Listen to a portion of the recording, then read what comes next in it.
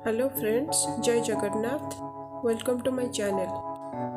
Friends, आज मुझे आपण मानक सहित गोटे रेसिपी शेयर करने को जाऊँगी जोटा कि दही मटन कहुए आप कड मटन कहींपारे।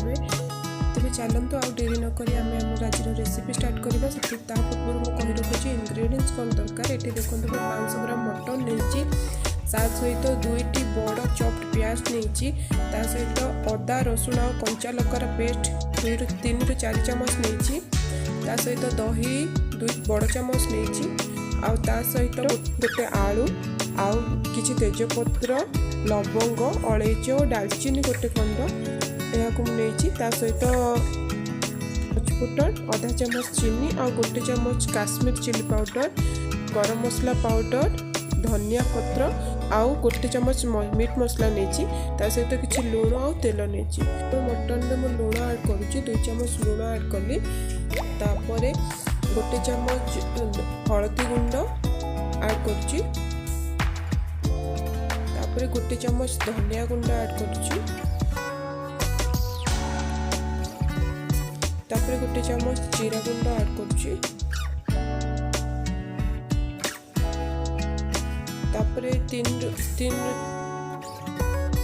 2 चामच मु दही ऐड करुँची,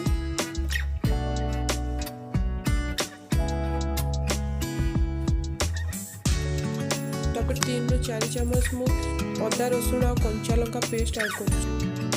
तापर बर्तमान मु देखु ऐड कर सारा पर 2 चामच 2 ରୁ 3 चामच मु सोरिष तेल ऐड करुँची। ऐड करके भल भाव में मसला को मटन सहित मिसई देबा। तापर 15 ରୁ 20 मिनट जाए मैरिनेट करने आम घोड़े रखीदे।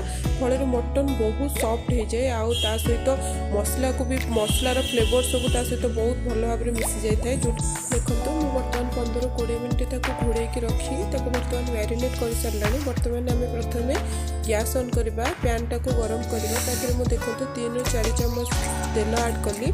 तेल गरम है तादेह मुझे आलू जो काटिकी रखी से आलूटा को फ्राए करवा। बर्तमान आलूटा गोल्डन ब्राउन होगा पर्यटन आम फ्राए करवा। देखो मो आलू गोल्डन ब्राउन हो गला। बर्तमान मुझे प्लेट को काढ़ी नौचे। तापर देखो से गरम तेल में मु हाफ चामच चीनी ऐड कली। चीनी जिते कलर चेंज कर किसी पंचफुटन ऐड करुँची। पंचफुटन ऐड कर सारा पर आमर सुखा गरम मसला सब ऐड कर। सुखा गरम मसला ऐड कर सारा पर मुझे बर्तमान प्याज ऐड कर। प्याज को ऐड करने बर्तमान आम प्याज को भल भाव में भाजीदेवा। प्याज को भल भाव में भाजीदेवा जे पर्यंत सी गोल्डन ब्राउन कलर न हो। देखो बर्तमान मुझे half tea spoon salt add कर पियाजटा भल जल्दी भाजी हो जाए। तापर से देखो पियाज ब्राउन है मुझे लंका पाउडर ऐड कली। लंका पाउडर को मुझे लो फ्लेम रे ही ऐड करुँची। 2 ରୁ 3 सेकेंड मुझे मिसई देवी। मिसई सारा पर बर्तमान देखो लंका पाउडर आप जिते भी ऐड कर गैस फ्लेम टाक लो करदे ना से पोड़ीज। तापर से मुझे बर्तमान मटन ऐड करी। देखो मु मटन ऐड करदेली। मटन ऐड कर सारा पर मु बर्तमान मसला सहित मटन को भल भाव में मिसई दूची। मटन को मसला सहित मिसई सारा पर देखो भल भाव में मिसई सारा पर मुझे 5 ରୁ 10 मिनट पर्यंत घोड़े देवी। घोड़े कषि फल मटन सीझ और मटन सहित मसलाटा भी भल भाव में कषि हे। देखो बर्तमान मुझे ढाकुणी खोलिक आउ थे कषि नौची।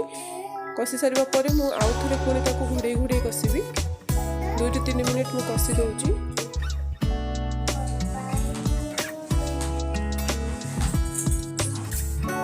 कषि सारा पर देखो बर्तमान मुझे पुणी आउ थे 5 मिनट पर्यंत घोड़े देवी। घोड़े सारा पर देखो मुझे पुणी ढाकुणी काढ़ी आउ थे कषि नेबी। यहीपरि आप कषिबे फल मटनटा सीझा मटनटा कषिबा सहित सीझियो ना लो फ्लेम रे जदि आप मटन न कषिबे ताले मटन सीझिबनी भल भाव में।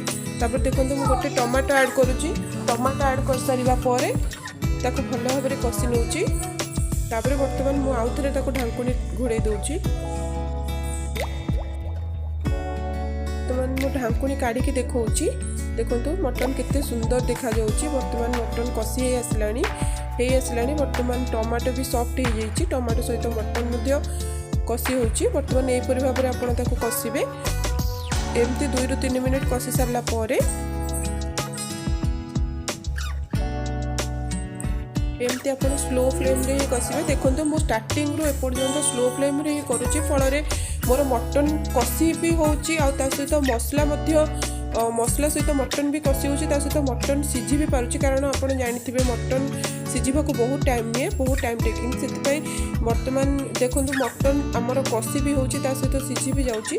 से एमती मीडियम टू लो फ्लेम रे ही आप घोड़े घोड़े मटन को कषिबे। बर्तमान देखो मटन कषि आसला। बर्तमान मुझे ऐड करुच्ची 1 टीस्पून मटन मसला पाउडर, जोटा कि मटन टेस्टा को डबल करे, तार फ्लेवर बढ़ाए।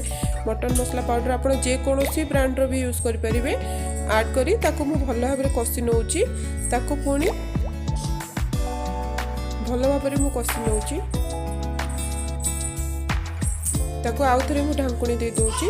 फल मसला सहित मटन टी भल भाव में कषि हो। देखो बर्तमान मुझे रिमूव कर देखा। देखो केते सुंदर भाव में मटन टी कषि हो सारा। मटन आमर कषा हो सारा। एबे मटन रे आमे आलू ऐड करबा। जो आलूटा को आमे भाजी के रखिथिले आलूटा को ऐड करी आमे ताको 2 ରୁ 3 मिनिट भल भाव में कषि देबा। बर्तमान देखो मैं आलूटा को कषि सारिलानी। आलू को कषिकी मुझे घोड़े दूसरी, जहाँफल कि आलू मसला सहित भल भाव में कषि हो।